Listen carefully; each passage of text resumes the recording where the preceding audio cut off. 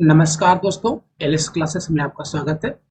हम लोग editorial NCERT series कर रहे थे। आज ये टेस्ट नंबर 7 है। ठीक है, टेस्ट 7 है। इसमें आपको 80 क्वेश्चन जियोग्राफी के और 20 क्वेश्चन मिलेंगे करंट अफेयर्स के। ठीक है, कक्षा 10 के चैप्टर नंबर 5, 6, 7 और 11 के चैप्टर नंबर 1 से लेकर 3 तक इसमें मेंशन किया गया है। पहला प्रश्न देखो उसका। प्रश्न नंबर 1 में आपसे पूछा जा रहा है कि निम्न कथनों पर विचार करें। हेमेटाइट सर्वोत्तम प्रकार का लौह अयस्क है और मैंगनीज का उपयोग कीटनाशक दवाएं व पेंट बनाने में किया जाता है। असत्य कथन का चयन कीजिए। भाई इसमें आपको असत्य कथन बताना है। इनमें से कौन सा हो जाएगा गलत? ऑप्शन नंबर इसका ए हो जाएगा गलत। ठीक है, ये हो जाएगा इसका करेक्ट आंसर। ठीक, तो हेमेटाइट ना होकर मैग्नेटाइट जो होता है वो सर्वोत्तम प्रकार का होता है, मैग्नेटाइट। ठीक है, हेमेटाइट जो है वो दूसरे नंबर पर आता है। ठीक है, लव एस्वेनी सर्वोत्तम में, लेकिन मैग्नेटाइट सबसे अच्छा लोहा होता है। ये हो जाएगा इसका सही आंसर। अगला है प्रश्न नंबर 3। नंबर 2, निम्न कथनों पर विचार करें। भारत में मैग्नीज का सबसे बड़ा उत्पादक राज्य मध्य प्रदेश है। नहीं भाई, उड़ीसा है। सबसे ज्यादा उड़ीसा करता है, उड़ीसा। ठीक है, ना कि मध्य प्रदेश। बल्लारी, चित्रदुर्ग, चिकमंगलुरु, तो तुमकुरु पेटी मैग्नीज की बृहद पेटी है। ये सभी पेटी हैं लौह अयस्क की। इसकी हैं लौह अयस्क की पेटियां हैं, ना कि मैग्नीज की। प्रतिशत के आधार पर उड़ीसा मैग्नीज उत्पादन राज्यों में प्रथम है। प्रतिशत के आधार पर मध्य प्रदेश है। क्या कौन सा भाई? एमपी है, ना कि उड़ीसा। तो तीनों बातें क्या है? गलत है। तो इसका हो जाएगा ऑप्शन नंबर डी, उपरोक्त में से कोई नहीं। आपको सत्य कथन बताना था, तीनों बातें गलत है। क्यों गलत है, क्या सही है, इसके बारे में आपको बता दें। अगला है प्रश्न नंबर नेक्स्ट। प्रश्न नंबर 3 देखो। निम्न कथनों पर विचार करें। मध्य प्रदेश की बालाघाट खदानें देश का लगभग 52% तांबा उत्पन्न करती हैं। एंथ्रासाइट सर्वोत्तम गुण वाला मुलायम कोयला होता है। सत्य कथन को आपको चयन करना है। इनमें से क्या हो जाएगा सही आंसर? ठीक है, इसका केवल एक है सही, दो गलत है। क्यों? क्योंकि एंथ्रासाइट जो कोयला है वो सर्वोत्तम तो होता है, लेकिन मुलायम न होकर वो कठोर होता है। क्या होता है भाई? कठोर होता है। ठीक है, अगर हम तांबे की बात करें तो तांबा जो खेतड़ी में है ना, राजस्थान की खेतड़ी में। ठीक है, राजस्थान के खेतड़ी में भी तांबा प्राप्त होता है। ठीक, खेतड़ी। ठीक है, और झारखंड का सिंह भूमि, झारखंड का जो सिंह भूमि है, यहाँ से भी तांबे का उत्पादन होता है। भाई ये भी आप लोग ध्यान देना। तो इसका हो जाएगा केवल ऑप्शन नंबर 1 सत्य है। क्यों? क्योंकि एंथ्रासाइट सर्वोत्तम गुण वाला कोयला होने के साथ साथ वो कठोर होता है, ना कि मुलायम होता है। अगला है प्रश्न नंबर 4। निम्न कथनों पर विचार करें। हिमाचल प्रदेश की पूर्व घाटी भूतापी ऊर्जा के लिए जानी जाता है। ठीक है, ये जो पूर्व घाटी है ये लद्दाख की है, ना कि हिमाचल प्रदेश की। भूतापी ऊर्जा के लिए तो जाना जाता है, लेकिन हिमाचल प्रदेश की ना होकर ये लद्दाख की है। कहाँ की है? लद्दाख की है। ठीक है, मणिकरण जो हिमाचल प्रदेश की भैया है, मणिकरण, मणिकरण ये हिमाचल प्रदेश की है, जो भूतापी ऊर्जा के लिए जाना जाता है। तो ये बात क्या गलत हो गई? कर्नाटक राज्य में स्थित नागरकोइल देश में पवन ऊर्जा के प्रभावी प्रयोग के लिए जाने जाते हैं। क्या नागरकोइल कर्नाटक का है? नहीं, ये कहाँ का है? तमिलनाडु में, तमिलनाडु में। ठीक, ये दोनों बातें क्या है? असत्य कथन आपको बताना था। दोनों बातें ही क्या है? गलत है। तो ऑप्शन नंबर इसका सी हो जाएगा सही आंसर। अगला है प्रश्न नंबर 5। निम्न कथनों पर विचार करें। भारत का चीनी उत्पादन में विश्व में प्रथम स्थान है, लेकिन गुड़ व खांडसारी के उत्पादन में इसका द्वितीय स्थान है। ठीक है, भारत का चीनी उत्पादन में यह दूसरा स्थान है। ठीक है, क्या है? दूसरा है। विश्व में अगर जो पहले की बात करें तो ब्राजील है। क्या है? ब्राजील है। तो गुड़, लेकिन गुड़ व खांडसारी में इसका पहला स्थान है। इसका मतलब क्या? ये गलत हो गया प्रश्न नंबर 5 का पहला ऑप्शन। लौह उद्योग के लिए लौह अयस्क, कोकिंग कोयला तथा चूना पत्थर का अनुपात 1:4 का अनुपात होता है। नहीं भैया, ये 4:2:1 का होता है। उल्टा दे दिया ये, इसको उल्टा कर दो। 4 लौह अयस्क, 4 भाग, 1 भाग कुकिंग कोयला और 1 भाग चूना पत्थर। तो ऑप्शन नंबर ये भी क्या है? गलत है। अब सत्य कथन बताना था, लेकिन इसमें से कोई भी सत्य नहीं है। इसका मतलब 5 का डी हो जाएगा सही आंसर। नेक्स्ट क्वेश्चन, प्रश्न नंबर 6। निम्न कथनों पर विचार करें। क्रायोलाइट एक पिघली धातु है जो एल्यूमीनियम उद्योग में इलेक्ट्रोलाइट का काम करती है। भारत के उर्वरक उद्योग में पोटास का पूर्णतः आयात किया जाता है। आपको असत्य कथन बताना है। तो ये दोनों बातें क्या हैं? सत्य है। तो कोई भी असत्य नहीं है, इसका मतलब इसका डी हो जाएगा करेक्ट आंसर, 6 का डी आंसर। नेक्स्ट है क्वेश्चन। आप लोग लाइक शेयर सब्सक्राइब भी जरूर कर दीजिए, सभी लोग शेयर कर दो भाई अपने दोस्तों के बाद। अगर आपके लिए वीडियो हेल्पफुल हो तो भाई प्लीज आप लोग शेयर कर दीजिए। अगला है, निम्न कथनों पर विचार करें। राज्य राज्य राजमार्ग की व्यवस्था का निर्माण का दायित्व तो राष्ट्रीय राजमार्ग प्राधिकरण यानी कि नहाई का होता है। ठीक, क्या ये बात सही है? ये बात तो मुझे गलत लगती है, क्योंकि राजमार्ग जो व्यवस्था करता है वो पीडब्ल्यूडी करता है। कौन करता है? पीडब्ल्यूडी करता है। ठीक है, तो भैया ये है, ये आपको हाईवे देखता है। क्या करता है? हाईवे। ठीक है, तो आपका राष्ट्रीय राजमार्ग प्राधिकरण ये हाईवे देखता है। ठीक, पीडब्ल्यूडी करता है राज्यों की जो राजमार्ग। जिला मार्ग की व्यवस्था का दायित्व राज्य के सार्वजनिक निर्माण विभाग यानी पीडब्ल्यूडी करता है। पीडब्ल्यूडी नहीं करता है जिला के लिए, जिला परिषद करता है। कौन करता है? जिला परिषद करता है। तो ये बता दो पीडब्ल्यूडी की जो स्थापना वो कब हुई थी? उस समय भारत का गवर्नर जनरल कौन था? इसका भी आप लोग कमेंट कर दीजिए। आपको असत्य कथन बताना था। ये दोनों बातें क्या है? असत्य हैं। इसका मतलब ऑप्शन नंबर इसका सी हो जाएगा भैया सही आंसर। ठीक है, अगला है प्रश्न नंबर 8। निम्न कथनों पर विचार करें।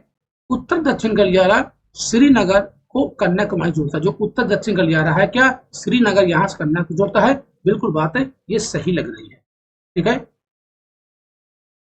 पूर्व पश्चिम गलियारा सिलचर से अहमदाबाद से जोड़ता है। अच्छा, सिलचर से क्या अहमदाबाद जोड़ता है? सीमा संगठन का गठन 1900 हुआ था, नहीं भाई 1960 में हुआ था। ठीक है, ये बात दोनों बातें क्या है? गलत है। ठीक है, ये दोनों बातें क्या गलत है। अब ये बता दो, इसका आप लोग कमेंट करो, जो पूर्व पश्चिम गलियारा है वो किसको किसको जोड़ता है भैया? पोरबंदर सिलचर को जोड़ता है कि अहमदाबाद सिलचर को जोड़ता है? इसका आप लोग कमेंट कर दो। 2 और 3 गलत है। ठीक, केवल आपको सत्य कथन बताना था। ऑप्शन नंबर इसका 1 हो जाएगा सही आंसर। ये एक ही सत्य है। अगला है प्रश्न नंबर 9। आप लोग कमेंट जरूर कीजिएगा। निम्न कथनों पर विचार करें। कोचीपत्तन लैगून के मुहाने पर स्थित एक कृत्रिम पोताश्रय है। तो कोची है, ठीक है, इधर ये आपका है पूर्वी बंगाल खाड़ी है, इधर आपका अरब सागर है, दक्षिण भारत का मैप। ये है आपका तमिलनाडु, ये इधर है केरल। ठीक है, इसके ऊपर कर्नाटक, इसके ऊपर आंध्र प्रदेश है। ठीक, चलो इधर है आपका इधर है मालाबार तट है केरल साइड में, और तमिलनाडु साइड कोरोमंडल तट है। ठीक, अब तूतीकोरन पत्तन एक प्राकृतिक पोताश्रय है। तूतीकोरन यहाँ पर जाते हैं तमिलनाडु साइड। हाँ, कोची भी यहाँ पर हो जाती है। भाई दोनों क्या है? दोनों ही प्राकृतिक होना चाहिए भाई। सत्य कथन को आपको बताना था। 9 का हो जाएगा ऑप्शन नंबर बी। क्यों? एक गलत है। ये कृत्रिम नहीं है। कृत्रिम का मतलब मानव निर्मित नहीं है। कोचीपत्तन भी क्या लैगून के मुहाने पर स्थित है, बात सही है, लेकिन ये प्राकृतिक पोताश्रय है, प्राकृतिक पत्तन है। ठीक है, ना कि कृत्रिम पोताश्रय है। इसका केवल बी हो जाएगा। आपको सत्य कथन ही बताना था। अगला है प्रश्न नंबर 10। निम्न कथनों पर विचार करें। दामोदर नदी घाटी में टर्शीरी युग के कोयले के निक्षेप पाए जाते हैं। क्या दामोदर नदी घाटी में टर्शीरी युग के कोयले के निक्षेप पाए जाते हैं? अच्छा, गोंडवाना कोयला क्षेत्र उत्तरी पूर्वी राज्यों में पाया जाता है। आपको सत्य कथन बताना था 10 का। तो दोनों बातें क्या है? नहीं, दोनों बातें इसमें क्या असत्य है, ना कि सत्य है। ऑप्शन का डी हो जाएगा सही आंसर। ठीक है, देखो जो दामोदर घाटी वो है, घाटी में गोंडवाना कोयला क्षेत्र पाया जाता है, ना कि उल्टा दे दिया। उत्तरी पूर्वी राज्यों में टर्शीरी युग के कोयले पाए जाते हैं। जो दामोदर नदी घाटी में जो गोंडवाना कोयला क्षेत्र है, ये भैया पुराना है। क्या है? ये बहुत पुराना है। ठीक है, इसकी आयु लगभग 200 लाख वर्ष है, और जो टर्शीरी युग के है 55 लाख वर्ष है इसकी आयु। तो इसका उल्टा दे दिया है। तो दोनों बातें क्या है? गलत हो जाएगी। ठीक है, जो गोंडवाना जैसे जो कोयला क्षेत्र, इसमें दामोदर घाटी हो गया, झरिया हो गया, रानीगंज हो गया, है ना, बोकारो, ये सभी स्थित है। ठीक है, उत्तरी पूर्वी की अगर हम बात करें जो है वो असम है ना, अरुणाचल प्रदेश है, नागालैंड, वहां पाए जाते हैं ये आपके टर्शीरी युग के कोयले के निक्षेप उत्तरी पूर्वी राज्यों में। अगला है प्रश्न नंबर 11। भारत में किस क्षेत्र में लिग्नाइट कोयले के प्रमुख भंडार मिलते हैं? लिग्नाइट कोयले के प्रमुख भंडार रानीगंज है, झरिया, बोकारो या नेवली। कहाँ मिलते हैं? कहाँ? नेवली। ऑप्शन में इसका सी हो जाएगा तमिलनाडु। अगला है सही मिलान चुनना। सही मिलान चुनना है आपको। तापी संयंत्र इधर दिया गया और इधर दिया गया है संबंधित राज्य। ध्रुवन, पूरण, हदुआरगंज। सही मिलान करना है, बताएं क्या हो जाएगा। ठीक, जो ध्रुवरण है ये गुजरात का है। कहाँ का भी? गुजरात का। इसका मतलब ये मिलान नहीं है। जो उरण है ये आपका महाराष्ट्र का है। कहाँ का भैया? महाराष्ट्र का। और जो हरिद्वारगंज है ये उत्तर प्रदेश का है। इसका मतलब सिर्फ 3 क्या है, इसका है मिलान सही। अब ठीक है, इसका उल्टा दे दिया है। देखो, उरण कहाँ का है? महाराष्ट्र का है, लेकिन गुजरात दिया था। ध्रुवरण कहाँ का है? ये आपका है गुजरात का, लेकिन महाराष्ट्र दिया था। केवल 3 इसका सही ऑप्शन, इसका बी हो जाएगा करेक्ट आंसर। अगला है प्रश्न नंबर 13। गलत मिलान चुने। जगह, संबंधित खनिज, भंडारा, बेवर, नेल्लोर, कटनी। आपको गलत मिलान चुनना है। क्या? गलत मिलान। ठीक है, तो 2 और 4, 2 और 4 क्या है? गलत है। सी हो जाएगा इसका सही आंसर। ठीक है, तो देखो, जो भंडारा है, भंडारा में मैग्नीज मिलता है, बात सही है। जो बेवर है, बेवर में अभ्रक मिलता है, ना कि बॉक्साइट। क्या मिलता है भाई? अभ्रक यहाँ से। ठीक है, नेल्लोर, नेल्लोर से अभ्रक, ये ठीक है। जो कटनी है, कटनी से बॉक्साइट, बॉक्साइट मिलता है। ठीक है, सी हो जाएगा इसका करेक्ट आंसर, जो कि गलत है। अगला प्रश्न नंबर 14। निम्न कथनों पर विचार करें। प्रादेशिक भूगोल का विकास अलेक्जेंडर वान हम्बोल्ट द्वारा किया गया। ठीक है, और जो सामान्य भूगोल का विकास है वो कार्ल रिटर द्वारा किया गया था। ठीक, सत्य कथन को आपको चुनना है। इनमें से क्या हो जाएगा सत्य कथन। ठीक, दोनों बातें गलत है। क्यों? क्योंकि जो प्रादेशिक भूगोल का विकास है ये कार्ल रिटर के द्वारा किया गया था, और जो सामान्य भूगोल का विकास किया गया वो अलेक्जेंडर वान हम्बोल्ट के द्वारा किया गया था। दोनों का उल्टा दे दिया है, इसलिए क्या हो जाएगा ऑप्शन नंबर डी। आपको सत्य कथन बताना था, दोनों बातें क्या है? गलत है। अगला है प्रश्न नंबर 55, 15, 55 सॉरी। चल अगला है। निम्न कथनों पर विचार करें। एक भूकंप का छाया क्षेत्र दूसरे के भूकंप के छाया क्षेत्र से सर्वदा भिन्न होता है। अच्छा, भूकंप लेखी अधिकेंद्र से 145 अंश से परे केवल इस तरंगों के पहुंचने को ही दर्ज करते हैं। ठीक है, और सत्य कथन को आपको चयन करना है। प्रश्न नंबर 15 में आप लोग क्या आंसर दे रहे हो। ठीक है, देखो, जो ऑप्शन नंबर 2 है ये गलत है, क्योंकि यहाँ पर इस तरंगे ना पहुंचने को दर्ज, पी तरंगे दर्ज होती है। क्या होती है? 145 डिग्री से परे केवल पी तरंगे के पहुंचने को ही दर्ज करते हैं, ना कि इस तरंगे। ये बात गलत हो गई। इसका सिर्फ 15 का ए हो जाएगा सही आंसर। केवल इसका एक सही था। क्या है? केवल एक सही था। ठीक है, और देखो, जो 105 डिग्री से लेकर 145 डिग्री के बीच का क्षेत्र भूकंपी तरंग अभिलेखी होती है। इसमें ये क्या है? छाया क्षेत्र दोनों, यानी दोनों तरंगे इसमें होती है। दोनों तरंगे अभिलेखन हो सकता है, पी भी और एस भी। ठीक है, चले चले भाई नेक्स्ट क्वेश्चन की ओर। प्रश्न नंबर देखो, प्रश्न नंबर 16। जहां पर डाउट हो वहां पर पूछ लेना। निम्न कथनों पर विचार करें। पी तरंगों का छाया क्षेत्र इस तरंगों की छाया क्षेत्र से अधिक विस्तृत है। क्या ये बात सही है? बोलो। अधिकेंद्र से 105 के पूरे क्षेत्र पर पी तरंगे नहीं पहुंचती हैं। अधिकेंद्र से 105 डिग्री के परे पूरे क्षेत्र में पी तरंगे नहीं पहुंचती है। असत्य कथन आपको बताना है। ठीक है, 16 में क्या होगा? ये दोनों बातें क्या है? असत्य। ऑप्शन नंबर इसका सी हो जाएगा सही। ठीक है, सी, क्योंकि 105 डिग्री में पी और एस दोनों होता है भाई। क्या? पी एस दोनों होता है। ठीक है, पी तरंगों के एस तरंगों के इसमें दोनों बातें क्या है? गलत हो जाएंगी भाई। ठीक, ऑप्शन नंबर इसका 16 का सी हो जाएगा सही आंसर। अगला है प्रश्न नंबर 17। निम्न कथनों पर विचार करें। सील्ड ज्वालामुखी मुख्यतः ग्रेनाइट से निर्मित होते हैं। सील्ड ज्वालामुखी का ढाल काफी तीव्र होता है, और हवाई द्वीप की ज्वालामुखी सील्ड ज्वालामुखी के सबसे अच्छे उदाहरण है। उपरोक्त में से कौन सा कथन असत्य है? असत्य कथन आपको बताना है। ठीक है, ऑप्शन नंबर इसका बी क्या हो जाएगा? असत्य। ऑप्शन नंबर बी, क्योंकि सील्ड ज्वालामुखी का काफी जो ढाल होते हैं काफी तीव्र ना होकर क्या होते हैं भाई? ढाल तीव्र नहीं होते, मंद होते हैं। क्या होते हैं? मंद होते हैं, ढाल तीव्र नहीं होते हैं। ठीक, इसका ऑप्शन नंबर बी हो जाएगा करेक्ट आंसर। अगला है प्रश्न नंबर 18। निम्न विशेषताएं किस स्थलाकृति का उदाहरण है? ये पृथ्वी पर पाए जाने वाले सबसे अधिक विस्फोटक ज्वालामुखी है। ज्वालामुखियों में विस्फोट के दौरान विध्वंसक गर्त का निर्माण होता है।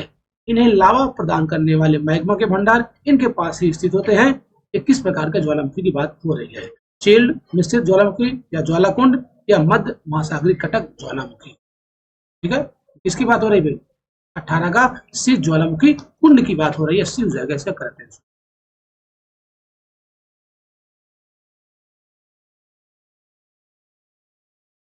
नेक्स्ट क्वेश्चन देखो, प्रश्न अगला है,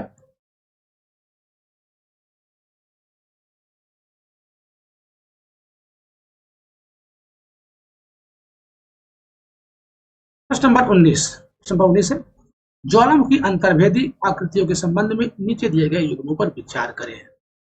लावा का क्षैतिज दिशा में तस्तरी के रूप में जमाव है, इधर है फैकोलिथ। अंतर्वेदी आग्नेय चट्टानों का क्षैतिज तल में एक चादर के रूप में ठंडा होना क्रियाशील है।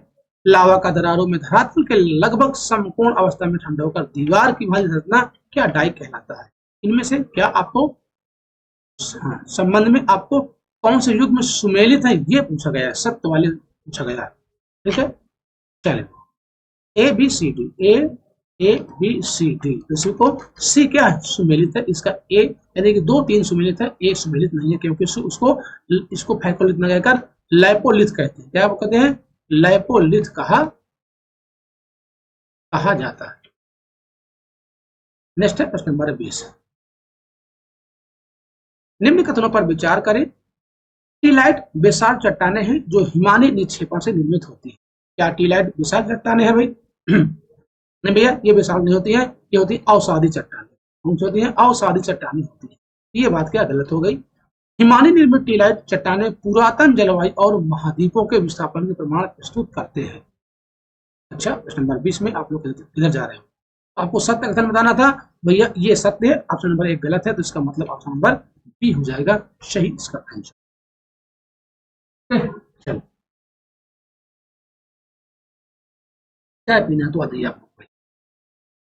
अगला प्रश्न नंबर 21। निम्न में से किसने सर्वप्रथम यूरोप, अफ्रीका व अमेरिका के एक साथ जुड़े होने की संभावना व्यक्त की थी? एक पेंजिया, एक उत्तरी भाग को क्या बताओ? पेंजिया है ना, मध्य टेथिस सागर उत्तरी भाग, उत्तरी क्या बोलते थे, और नीचे वाले भाग को क्या बोलते थे बताओ? अंगारा लैंड, गोंडवाना लैंड, आपने पढ़ा होगा लॉरेंसिया अंगारा लैंड को। आप बताओ इनमें से क्या हो जाएगा? ए बी सी या डी? नंबर 21 का हो जाएगा ऑप्शन सी, अब्राहम आर्टेलियस, सी है इसका सही आंसर। नेक्स्ट है प्रश्न नंबर 22। वितली मैदान के संबंध में निम्न कथनों पर विचार करें। ये विस्तृत मैदान महाद्वीपीय तटों व मध्य महासागरीय कटकों के बीच पाए जाते हैं जो वितली मैदान होते हैं। ठीक है, चलो भाई, बात सही लग रही है। यह वह क्षेत्र है जहां महाद्वीपों से बहाकर लाए गए अवसाद इनके तटों के पास निक्षेपित होते हैं। तटों के पास निक्षेपित नहीं होते हैं, तटों के दूर निक्षेपित होते हैं। ये बात गलत हो गई, सत्य कथन चुनना था, इसलिए इसका ऑप्शन नंबर ए हो जाएगा करेक्ट आंसर प्रश्न नंबर 22 का। ठीक है, क्यों गलत था? क्योंकि तटों से दूर निक्षेपित होते हैं, ना कि तटों के पास। अगला है प्रश्न नंबर 23। निम्न कथनों पर विचार करें। एक विवर्तनिक प्लेट केवल महाद्वीपीय स्थलमंडलों से मिलकर बनी होती है। क्या जो विवर्तनिक प्लेट होती है भाई, जो महाद्वीप एक होती है महासागरीय प्लेट, एक होती है भैया महाद्वीपीय प्लेट। ठीक है, जो बड़ी प्लेटें होती हैं और कुछ छोटी प्लेटें होती हैं, है ना? तो लगभग 7 जो है बड़ी प्लेटें हैं और 20 प्लस ऊपर आपकी छोटी प्लेटें हैं, इनके बारे में पूछा जाता है। ठीक है, तो ये बात क्या है? ये बात हमें हजम नहीं लग रही है, ये बात क्या गलत लग रही है क्या? हाँ, ये बात एकदम गलत है, क्योंकि जो विवर्तनिक प्लेट है वो महाद्वीपीय और महासागरीय दोनों हो सकती है। ठीक है, स्थल मंडल में केवल प्रॉपर्टी को शामिल किया जाता है। क्या स्थल मंडल में केवल प्रॉपर्टी को शामिल किया जाता है? नहीं भाई, यूरेशियन प्लेट को महाद्वीपीय प्लेट कहा जाता है। क्या यूरेशियन प्लेट को महाद्वीपीय? बिल्कुल बात सत्य है। आपको असत्य कथन बताना था, 1 और 2 के असत्य, ऑप्शन इसका बी हो जाएगा सही।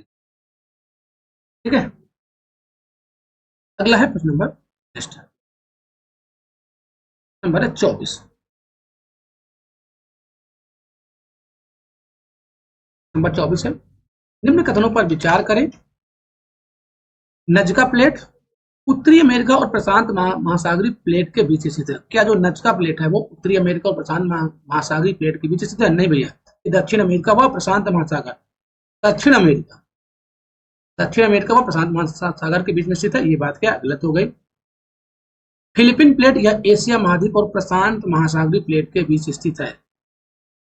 ठीक है, बात एकदम सत्य है भाई। कैरोलिन प्लेट यह फिलिपियन व इंडियन प्लेट के बीच स्थित, ये भी बात सही है। आपको सही मिलान करना था, 24 हो जाएगा ऑप्शन नंबर सी।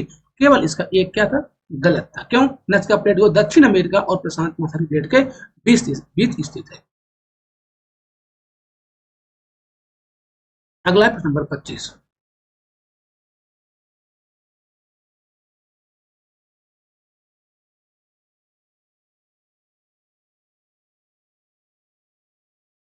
निम्न कथनों पर विचार करें।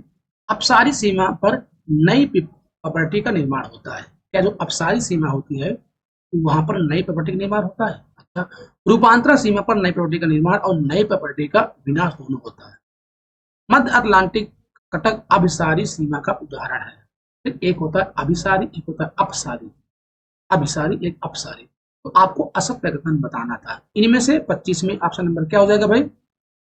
ठीक, असत्य इसमें केवल बी, यानी कि जो रूपांतर सीमा होता है इसमें ना भैया निर्माण होता है ना विनाश होता है, अगल बगल से दोनों पास से निकल जाते हैं, है ना। इनमें ना अपसारी में नई प्रॉपर्टी का निर्माण होता है, ये एक दूसरे के विपरीत यानी कि विपरीत जाती है, तो वहां पर नई प्रॉपर्टी का निर्माण होता है। जैसे कि मुख्य जो उदाहरण है वो मध्य अटलांटिक कटक का जो है। ठीक है, असत्य 25 का। कोई दिक्कत परेशानी यहां तक? चले अगला है प्रश्न नंबर नेक्स्ट।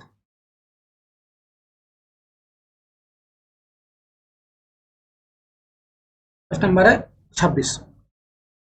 निम्न कथनों पर विचार करें। अपक्षय एक स्वस्थानीय प्रक्रिया है। क्या जो अपक्षय है वो स्वस्थानीय प्रक्रिया है? बिल्कुल बात सही है। अपक्षय और अपर्दन आपने पढ़ा हो। जो अपक्षय होता है वो स्वस्थानीय यानी वही स्थान पर होती है। जल योजन भौतिक अपक्षय प्रक्रिया के उदाहरण है भाई। जल योजन है भौतिक अपक्षय नहीं है, रासायनिक अपक्षय। क्या है? रासायनिक अपक्षय। ये बात गलत हो गई, सत्य कथन बताना था, इसलिए ऑप्शन नंबर इसका क्या हो जाएगा भाई? प्रश्न नंबर 26 का ए आंसर हो जाएगा करेक्ट। नेक्स्ट है प्रश्न नंबर 27।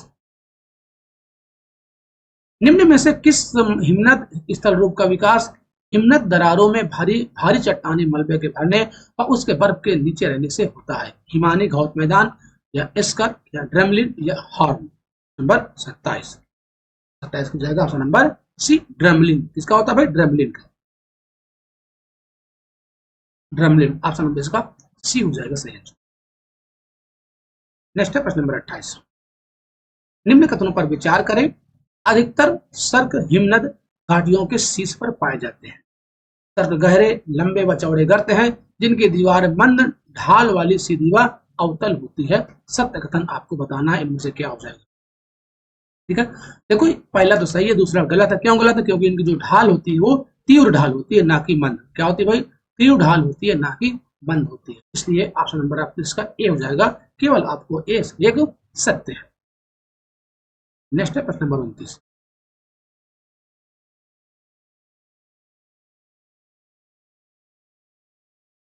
निम्न कथनों पर विचार करें। कास्ट शिलाकृतियां का निर्माण हिमनद के द्वारा हुई है। एस्कर, ड्रमलिन एवं हार्न हिमनद द्वारा निक्षेपित स्थल रूप के प्रकार है। असत्य कथन आपको बताना है। असत्य कथन आपको बताना है। इनमें दोनों बातें क्या है? असत्य भाई। ऑप्शन नंबर इसका सी हो जाएगा सही आंसर। दोनों बातें क्या? असत्य है। ठीक है, ठीक। तो कास्ट शिलाकृतियां हैं भाई, ये हिमनद, ये अब देखो ये जो हो जाएगी नहीं, ये आपको होती है अपर्दित क्रिया होती है ना कि हिमनद। अपर्दित क्रिया हो गई। और ये जो एस्कर, डैमलिन और हार्न है ये हिमनद, इनका निर्माण हिमनद के द्वारा होता है। ये उल्टा हो जाएगा। ठीक, ये अपर्दित हो जाएगा, यहाँ पर हो जाएगा आपका एस्कर, डैमलिन का हिमनद के द्वारा। कोई दिक्कत? अगला प्रश्न नंबर है 30। निम्न कथनों पर विचार करें। स्टेलेग्माइट विभिन्न मोटाइयों के लटकते हुए हिम स्तंभ जैसे होते हैं जो कंदराओं की छत से लगे होते हैं। अच्छा, स्टेलेक्टाइट कंदराओं की छत से धरातल पर टपकने वाले चूना मिश्रित जल से बनते हैं। सत्य कथन का चयन करें। इनमें से कोई भी कथन सत्य नहीं है। क्यों? जब उल्टा दे दिया है इसका, ये जो आपका स्टेलेग्माइट है ये यहाँ आ जाएगा और ये ऊपर चला जाएगा। जो स्टेलेग्माइट है कंदराओं की छत से धरातल पर टपकने वाले चूना मिश्रित जल से बनते हैं। जो स्टालेग्माइट है ये चूना निर्मित से बनते हैं, और जो स्टालेक्टाइट है ये विभिन्न मोटाइयों को लटकते हुए हिम स्तंभ जैसे कंदराओं से छत से लगे होते हैं। ठीक है, इसका उल्टा है, ऑप्शन नंबर यहाँ पर डी हो जाएगा सही।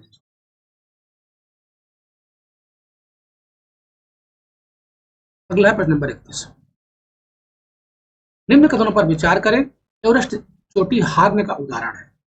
ठीक है, क्या ये बात सही है? अच्छा, बिल्कुल बात सही है। बहुत गहरी हिमनद गर्तें जिनमें समुद्र जल भर जाता है तथा जो समुद्र तट रेखा पर होती है उन्हें फ्योर्ड कहते हैं, फ्योर्ड तट, है ना। तो ये भी बात सत्य है, आपको असत्य कथन बताना था, इनमें से कोई भी बात असत्य नहीं है, असत्य नहीं है, दोनों बातें क्या सत्य है, तो ऑप्शन नंबर इसका डी हो जाएगा सही आंसर प्रश्न नंबर 31। अगला है प्रश्न नंबर नेक्स्ट, प्रश्न नंबर है 32। ठीक है, 32 में देखो, मोलेसिस बेसिन कहाँ है? मोलेसिस बेसिन कई बार पूछा गया, एसएससी एग्जाम में भी कई बार पूछा गया। मोलेसिस बेसिन है ये आपका मिजोरम का, मिजोरम में मिजो पहाड़ी, जहां पर मिजो पहाड़ियां हुई, जो पहाड़ियां भी हुई। ठीक है, अब इसका ए हो जाएगा सही। अगला प्रश्न नंबर 33। निम्न कथनों पर विचार करें, विश्व के महासागरीय भागों की अपेक्षा स्थलीय भागों के ऊपर वर्षा अधिक होती है।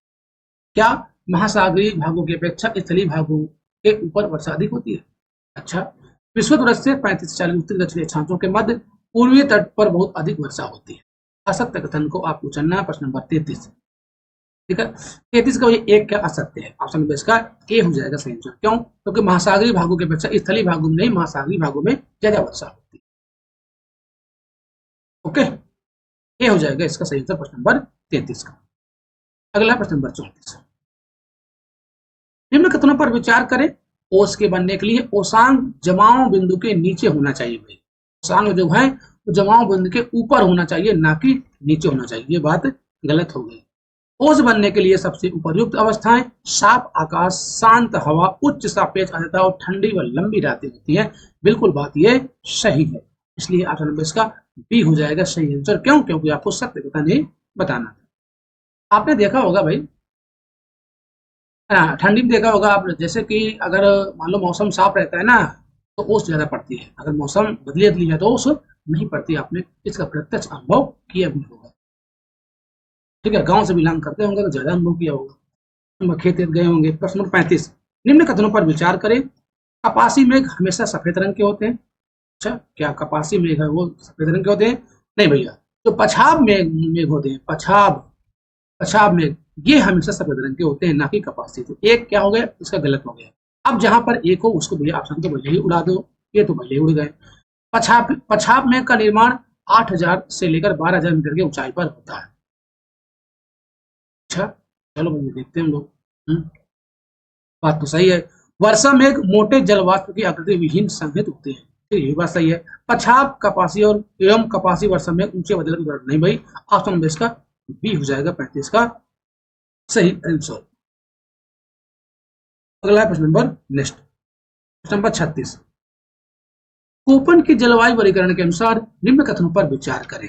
जलवायु प्रकार है, इधर है कूट अक्षर। ठीक है, कौन से इसमें सुमेलित है आपको ये बताना है। ठीक है, ए बी सी या डी। ठीक, चलिए देखो, उष्णकटिबंधीय आर्द्र शुष्क क्या एफ होती है, बताओ, बोलो। ठीक है, आपको सुमेलित है, कौन सुमेलित है आपको ये बताना भाई। 37 का। ठीक, भूमध्य सागरी और ध्रुवीय हिमटोपी, ध्रुवीय हिमटोपी क्या होती है? ईएफ, हिम, ध्रुवीय हिमटोपी ईएफ होता है, ना कि ईटी, ये ईएफ होता है। और उपोष्ण कटिबंधीय स्टेपी, उपोष्ण कटिबंधीय स्टेपी होते हैं बीएसएच, ये होता है, ये मरुस्थली है, ये बीएसएच हो गया। ठीक, 3 4 तो भैया है ही नहीं है। अब बचे भैया ये दोनों, अब बचे ये दोनों। ठीक है, अब देखो, भूमध्य सागरी सी एस ए, हाँ ये ऑप्शन नंबर ये हो जाएगा सही। और जो उष्णकटिबंधीय आर्द्र शुष्क है ये ईएफ होता है, क्या होता है ये आपका ईएफ होता है। अब बताना है इनमें से कौन सा जाएगा 36 का ए आंसर, केवल एक सुमेलित है, बोलो। तो यहाँ पर ऑप्शन गलत दे दिया मुझे लग रहा है, एक क्यों होगा भाई, बी होना चाहिए। क्योंकि उष्णकटिबंधीय आर्द्र एवं शुष्क ये आपका होता है ईएफ होता है, ना कि एएफ। तो यहाँ पर बी आंसर होना चाहिए। इसमें गलत दिया है, शायद देख लेना एक बार, इसमें गलत दिया गया है, क्वेश्चन आंसर गलत दिया गया था, इसको बी होना चाहिए। एक बार आप लोग भी इसको देख लेना, ठीक है। अगला प्रश्न नंबर 37, निम्न विशेषताएं किस प्रकार की जलवायु की है? आर्द्र ऋतु छोटी और शुष्क ऋतु भीषण व लंबी होती है, तापमान वर्ष भर ऊंचा रहता है और पर्णपाती वन और पेड़ों से ढकी घास भूमियां पाई जाती हैं। ए, बी, सी या डी? प्रश्न नंबर 37, ठीक। तो ये आपका है एडब्ल्यू। एडब्ल्यू ये कैसी है भाई? एडब्ल्यू है उष्णकटिबंधीय आर्द्र एवं शुष्क। एडब्ल्यू जो है वो उष्णकटिबंधीय आर्द्र एवं शुष्क जलवायु क्षेत्र है। अगला प्रश्न नंबर नेक्स्ट,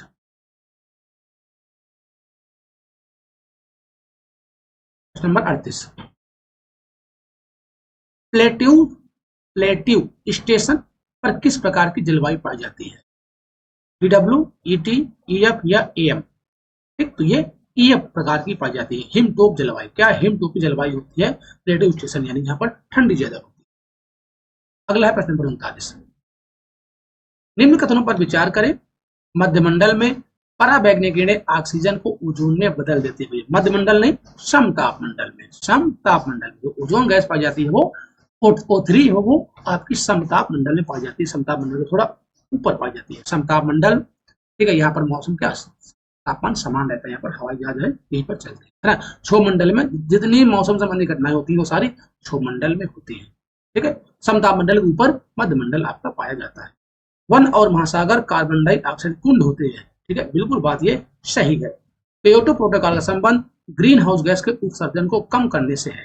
ठीक, क्योटो प्रोटोकॉल कब? 1997 में। ठीक, ग्रीन हाउस गैस सबसे प्रमुख क्या है? CO2, CO2 और CO2 सबसे प्रमुख। ठीक, और ये जो 1997 में हुआ था, लेकिन प्रभावी कब हुआ था? 2005 ईस्वी से प्रभावी। असत्य कथन आपको बताना था, तो 39 का केवल एक हो जाएगा असत्य। क्यों? क्योंकि मध्यमंडल में ना होकर ये पर्यावरण किरणें जो है वो समताप मंडल में मिलती है। ऑप्शन नंबर इसका ये हो जाएगा सही आंसर, असत्य बताना। अगला प्रश्न नंबर 40, निम्न कथनों पर विचार करें। आइसलैंड मध्य अटलांटिक कटक का एक भाग है। क्या जो आइसलैंड है वो मध्य अटलांटिक कटक का एक भाग है? एम्पेयर समुद्री टीला हिंद महासागर के समुद्री टीले का उदाहरण है। असत्य कथन को आपको चुनना है। प्रश्न नंबर 40, ठीक है। देखो जो ये आपका ये है एम्पेयर, ये समुद्री टीला हिंद महासागर का ना होकर प्रशांत महासागर, कहाँ का है? प्रशांत महासागर का भैया। ये बात क्या गलत हो गई? इसका मतलब 40 का बी क्या है? गलत है। आपको गलत ही आंसर बताना था, ए एकदम करेक्ट है। अगला है प्रश्न नंबर 41। नंबर 41 को ध्यानपूर्वक पढ़िए। महासागरीय जल के तापमान वितरण को प्रभावित करने वाले कौन कौन से कारक हैं? इनमें से प्रभावित करने वाले कारक कौन से? देशांतर तो नहीं होगा भाई, देशांतर तो नहीं होगा। 1, 2, 4, 5 है किसी में देशांतर? अच्छा, और है ज्वार एवं भाटा। ज्वार भाटा कैसे हो सकते हैं? 1, 4, 5, 1, 4, 5। प्रश्न नंबर 41 1, 4, 5, यानी कि ऑप्शन नंबर इसका सी हो जाएगा करेक्ट आंसर। अगला है प्रश्न नंबर 42। निम्न कथनों पर विचार करें। महासागरों की तरह महासागरों की सतह के जल का औसत तापमान 37 डिग्री से होता है। लगभग 37 डिग्री होता है? नहीं भैया, 37 नहीं होता। कितना? लगभग 27 डिग्री सेल्सियस का होता है। ये बात गलत होगी। बढ़ते हुए अक्षांशों के साथ महासागर के जल का तापमान के घटने की दर सामान्यतः प्रति अक्षांश 0.5 डिग्री से सेंटीमीटर से होती है।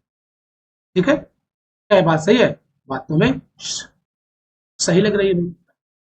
महासागरीय जल का उच्चतम तापमान विषुववृत्त पर दर्ज किया जाता है। नहीं भाई, थोड़ा इसके उत्तर में महासागरीय जल का जो उच्चतम तापमान होता है विषुववृत्त के थोड़ा उत्तर में दर्ज की जाती है, ना कि वहां पर। तो 1 और 3 क्या है? गलत है। तो आपको गलत आंसर बताना था। इसका मतलब ऑप्शन नंबर इसका सी हो जाएगा सही। अगला है प्रश्न नंबर 43। निम्न कथनों पर विचार करें। अटलांटिक महासागर की औसत लवणता 36% के लगभग है। ठीक है, क्या हिंद महासागर की लवणता जो 32% है? इसका सत्य कथन आपको बताना है। इनमें से आप लोग अच्छा ये बता दो, सबसे ज्यादा लवणता किसकी है? सबसे ज्यादा किसकी लवणता है उसका भी कमेंट आप लोग कर दीजिए, और कितनी है इसका भी आपको कमेंट कर देना है प्रश्न नंबर 43 में। ठीक है, 43 में आप लोग किधर जा रहा है? सत्य कथन 43 का तो हिंद महासागर की भी कितनी है, हिंद महासागर की लगभग 35 है, क्या है 35 हो जाएगी। ये दो गलत है, केवल इसका एक क्या हो जाएगा सही, 43 का ए है सही आंसर। अगला है प्रश्न नंबर नेक्स्ट,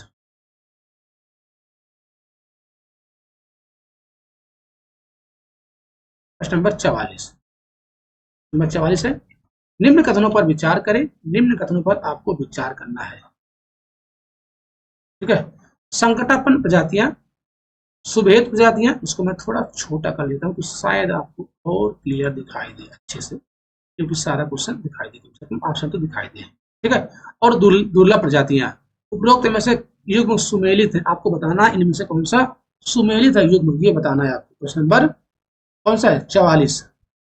ठीक है, 44 में आप लोग किधर जा रहे हैं, देखो संकटापन, इसमें वे सभी जातियां सम्मिलित है जो जिनके विलुप्त होने का खतरा है, बिल्कुल बात सही है। सुभेद क्या होती है, इन प्रजातियों की संख्या बहुत कम है, ये प्रजातियां कुछ ही स्थानों पर सीमित है या बड़े क्षेत्र पर विरल रूप से बिखरी है, ये आपके दुर्लभ होती है, क्या होती है दुर्लभ जातियां होती है। सुभेद क्या होती है, इसमें वे प्रजातियां सम्मिलित हैं जिन्हें यदि संरक्षित नहीं किया गया तो उनके विलुप्त होने में सहयोगी कारक यदि जारी रहे तो निकट भविष्य में उनके विलुप्त होने खतरा है। तो ये बात क्या है, सिर्फ इसका एक सुमेलित है, क्या है सिर्फ एक है, इसलिए ऑप्शन नंबर इसका ए हो जाएगा करेक्ट आंसर। ये दोनों का उल्टा दे दिया था।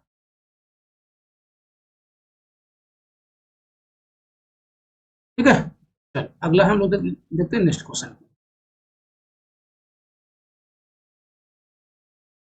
प्रश्न नंबर 45।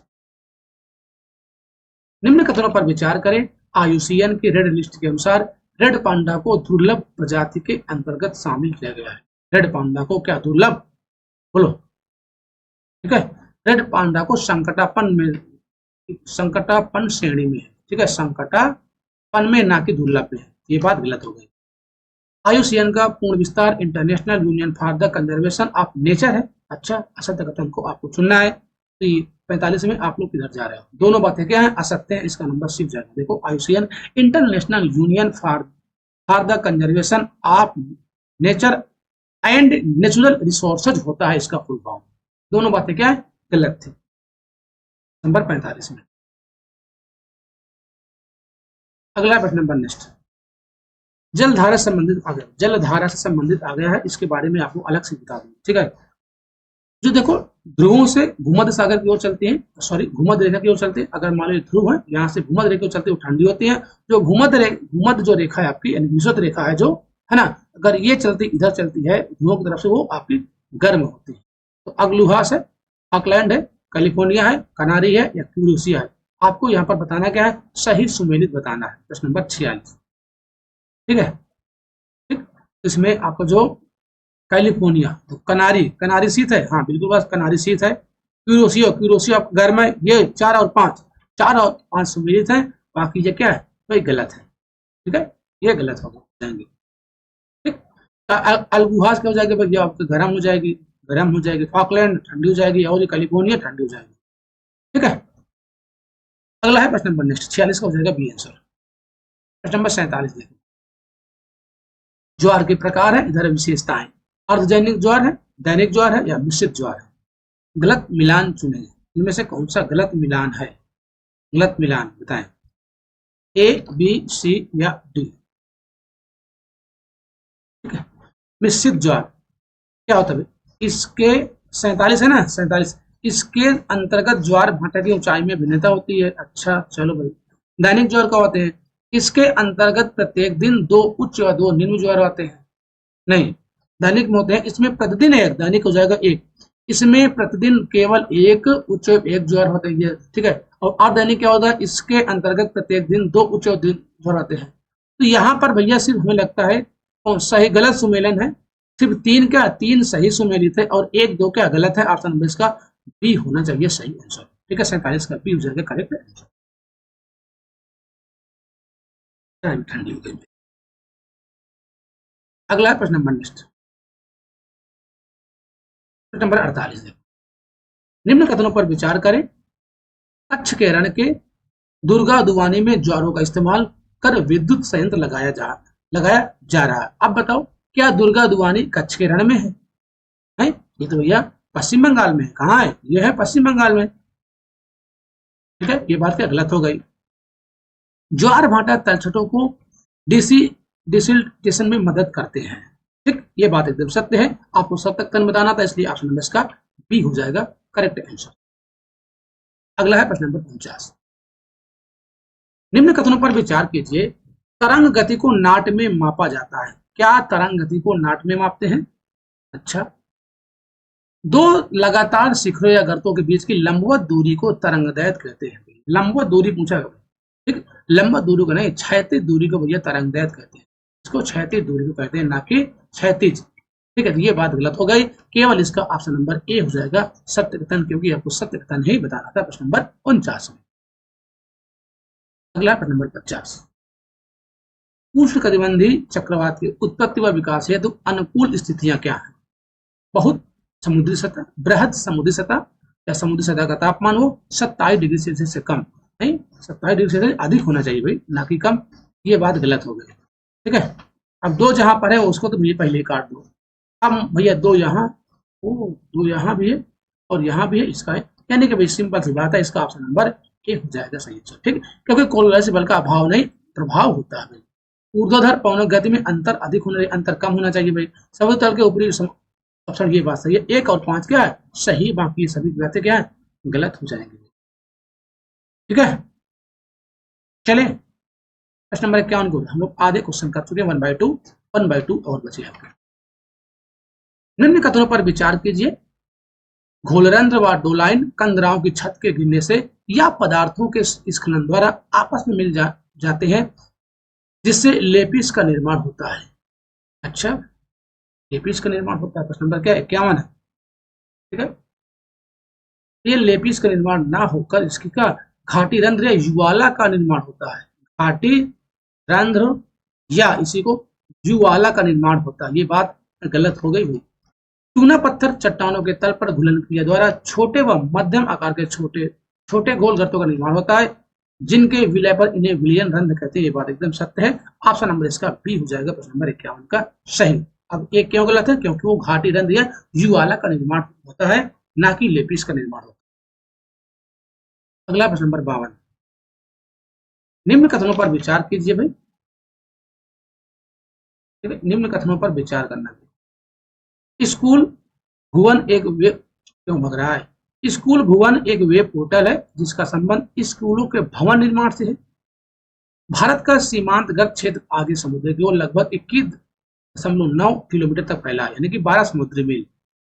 एक मानक मील इतना 72,960 इंच, जबकि समुद्री मील इतना भाई, तो जब समुद्री मील ज्यादा होता है, ना कि मानक मील ज्यादा होता है ना। समुद्री मूल होता है 1.8 किलोमीटर है, मानक मील 1.6 किलोमीटर है। अब इसको आपको इंच में चेंज कर देना। सत्य कथन आपको बताना है, इनमें से क्या हो जाएगा सत्य कथन। ठीक है, इसमें तो मुझे लगता है केवल 2, 52 में केवल 2 हो जाएगा सही आंसर। ठीक है, दिक्कत ये भैया स्कूलों के भवन निर्माण से नहीं है। वे पोर्टल द्वारा जो देश के प्राकृतिक संसाधनों, पर्यावरण और सतत विकास में से संबंधित के बारे में बताया जाए, इसमें है, ना कि स्कूल के भवन निर्माण में। ठीक, ये जो हो जाएगा आपका जो समुद्री मील हो जाएगा वो आपका 72,000, ये आपका समुद्री मील हो जाएगा, ये आपका हो जाएगा मानक मील हो जाएगा। ठीक है, तो उल्टा दिया है भाई, क्या है? उल्टा दे दिया है, तो इसका बी हो जाएगा करेक्ट आंसर। अगला है प्रश्न नंबर नेक्स्ट नंबर 53। देखो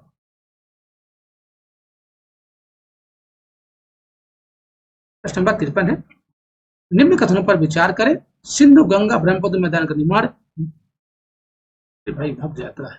सिंधु गंगा ब्रह्मपुत्र मैदान का निर्माण मुख्य रूप से हिमालय पर्वतमाला निर्माण प्रक्रिया के तीसरे चरण में हुआ है। अच्छा, क्या ये बात सही है? सिंधु गंगा ब्रह्मपुत्र मैदानों में जलभूल का औसत जो भैया गहराई है वो 2000 से लेकर 3000 मीटर तक है। ठीक है, ये बात भैया सही नहीं है, क्योंकि 1000 से लेकर 2000 है गहराई, ना कि 2000 से 3000। ये बात गलत है, केवल इसका एक क्या सही है। ऑप्शन नंबर इसका ए हो जाएगा करेक्ट आंसर। अगला है प्रश्न नंबर 54। देखो जिसे दर्रा है, इधर दिएगा पर्वत श्रेणी, जो जिला बनिहाल, कोटुला और खरदुंगा सही युग्म का चयन करना है। ए, बी, सी, डी, इनमें से क्या हो जाएगा सही आंसर? ठीक है, दर्रे के बारे में 54 का भैया क्या जाएगा? जो जिला दर्रा हिमालय में, बात सही है। बनिहाल दस्कर में नहीं, बनिहाल कहाँ है बोलो, और फोटूला और खरदुंगा, हाँ ये हो जाएगा सही। 1 और 4, इसका 1 और 4 क्या सुमेलित है, 1 और 4 सुमेलित है, 2 3 गलत है। क्यों गलत है इसका कमेंट आपको करना भाई, कि बनिहाल दर्रा जास्कर में है कि बृहद हिमालय में है, फोटूला दर्रा जास्कर में है कि भैया पीर पंजाल में है, इसका आपको कमेंट कर देना है दोनों का। 1 और 4 इसका सही सुमेलित है। नंबर 54। अगला है प्रश्न नंबर नेक्स्ट, नंबर 55। निम्न कथनों पर विचार करें। बंगाल की खाड़ी के भारतीय द्वीप 80 80 क्या लिखा है 80 डिग्री उत्तर से 12 डिग्री उत्तर और 71 पूर्व 74 पूर्व के बीच बिखरे हुए, क्या जरूर यहाँ पर अक्षांत होना चाहिए, यहाँ पर देशांतर होना चाहिए। चलो भाई ठीक है, अच्छा मान लेते हैं अक्षांत देशांतर है, ठीक है। बैरन आइलैंड नामक एक मात्र जीवंत ज्वालामुखी है जो निकोबार द्वीप समूह में है। अच्छा बैरन, ठीक है। माउंट कोयाबू उत्तरी अंडमान में स्थित है। क्या हो गया भाई, ठीक है। क्या माउंट कोयाबू उत्तरी अंडमान में है? लक्षद्वीप और मिनिकॉय प्रवाल निक्षेप से बना हुआ है। असत्य कथन आपको चुनना है, इनमें से क्या हो जाएगा असत्य कथन। प्रश्न नंबर 55, ठीक है। 55 में भैया 1 और 3 क्या असत्य भाई, 1 और 3, ये 1 और इसका 3 क्या है, क्योंकि माउंट कोयाबू है उत्तरी अंडमान में ना होकर दक्षिणी अंडमान में, कहा है दक्षिणी अंडमान में है, अंडमान में, यह ध्यान देना, ठीक है। कोई दिक्कत? तो देखो बंगाली खाड़ी में लगभग कितने हैं 500 लगभग 72 द्वीप है, 572 द्वीप है बंगाली खाड़ी में लगभग, ठीक। जो ये स्थित है भैया 6 डिग्री उत्तरी अक्षांश से लेकर 14 डिग्री उत्तरी अक्षांश तक, ठीक है। और अगर देशांतर की बात करें तो 92 से लेकर 92 पूर्वी देशांतर से लेकर ये 94 पूर्वी देशांतर के मध्य स्थित है। ये बातें क्या है, एक गलत हो गया। अगला है प्रश्न नंबर नेक्स्ट, प्रश्न नंबर है, अच्छा आपको बताना असत्य कथन चुनना था, तो असत्य कथन क्या हो जाएंगे भाई 1 और 3। प्रश्न नंबर 55, 55 हो जाएगा सी आंसर, ठीक है। अगला है प्रश्न नंबर नेक्स्ट, प्रश्न नंबर है 56। तार पर्वत स्कंद टेकरी पहाड़ी श्रृंखलाएं आदि प्राकृतिक शिलाकृतियां के किस भूआकृति खंड में पाया जाता है, ए बी सी या डी। प्रश्न नंबर 56, प्रश्न नंबर 56 में आप लोग किधर जा रहे हैं, 56 हो जाएगा ऑप्शन नंबर बी प्रादीपी पठार, प्रादीप ऑप्शन नंबर इसका बी हो जाएगा सही आंसर। अगला है प्रश्न नंबर 57। निम्न कथनों पर विचार करें। प्रायद्वीपीय पठार की सबसे ऊंची चोटी नीलगिरी पहाड़ियों में स्थित है। क्या जो प्रायद्वीप पठार की सबसे ऊंची नीलगिरी पर है, बताओ। नीलगिरी पर तो भैया क्या है, ये इसकी चोटी है दोदा बेटा सबसे ऊंची चोटी, जो कि है प्रायद्वीपीय पठार की सबसे ऊंची चोटी नहीं है, क्या अनाई मुडी है, क्या है अनाई मुडी है, ठीक है। पश्चिमी घाट में स्थित है, अनाई मुडी सबसे ऊंची चोटी है। पूर्वी और पश्चिमी घाट नीलगिरी पहाड़ियों में आपस में मिलते हैं, हाँ ये बात एकदम सही है। इसका मतलब ऑप्शन नंबर इसका बी हो जाएगा सही आंसर। अगला है नंबर 58। निम्न कथनों पर विचार करें। पश्चिमी घाट को कर्नाटक में स्थानीय तौर पर नीलगिरी के नाम से जाना जाता है। अच्छा, पूर्वी घाट की तुलना में पश्चिमी घाट ऊंचे अवरोधित है। असत्य कथन आपको चुनना है प्रश्न नंबर 58 में, ठीक। तो दोनों बातें क्या है भाई, प्रश्न नंबर 58 में दोनों बातें ना तो एक, दोनों बातें सत्य हैं। ऑप्शन नंबर इसका डी हो जाएगा सही आंसर। ओके भाई, डी हो जाएगा इसका सही आंसर। नीलगिरी, नीलगिरी जो के नाम से भाई कर्नाटक में भी स्थानीय तौर पर कहते हैं और इसको तमिलनाडु भी कहते हैं, दोनों में कहते हैं भाई, ध्यान देना, कर्नाटक में भी और तमिलनाडु भी कहते हैं। अगला है प्रश्न नंबर नेक्स्ट, प्रश्न नंबर 59। निम्न कथनों पर विचार करें। पूर्वी तटीय मैदान जलमग्न तटीय मैदानों के उदाहरण है। क्या जो पूर्वी तट के मैदान है वो जलमग्न तटीय मैदानों के उदाहरण है। अच्छा, ठीक है। चलो, पश्चिमी तटीय मैदान मध्य में संकीर्ण है परंतु उत्तर दक्षिण में चौड़े हैं, ये बात गलत है। पहला तो सही है, ये बात गलत है। क्यों? क्योंकि उत्तरी दक्षिण में ये मध्य में संकीर्ण है, उत्तर दक्षिण नहीं। ओ एक मिनट, पश्चिमी तटीय मैदान मध्य में संकीर्ण है परंतु उत्तर दक्षिण में चौड़े हैं। मध्य में भाई संकीर्ण ये नहीं है। क्यों? टू 59 में 59 का मध्य में क्या है, ये संकीर्ण है। एक मिनट में आपको असत्य, एक मिनट भाई, असत्य कथन बताना है। पहले हम लोग पढ़ लेते हैं इसको, फिर इसके बारे में देखते हैं। कोंकण तट की विशेष संगतियां, कयाल जिसे मछली पकड़ने और अंतरस्थलीय नौकाओं में भी प्रयोग किया जाता है। ठीक है, आपको असत्य A B C D, number 59 में ऑप्शन नंबर बी होना चाहिए सही आंसर। ठीक, केवल टू क्या है, असत्य है। 59 में 59 का बी। अगला है प्रश्न नंबर नेक्स्ट।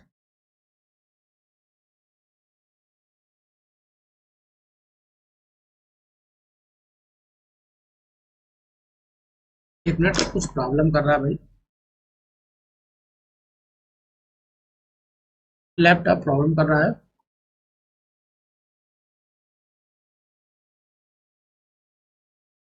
एक मिनट समय दीजिए आप लोग भाई।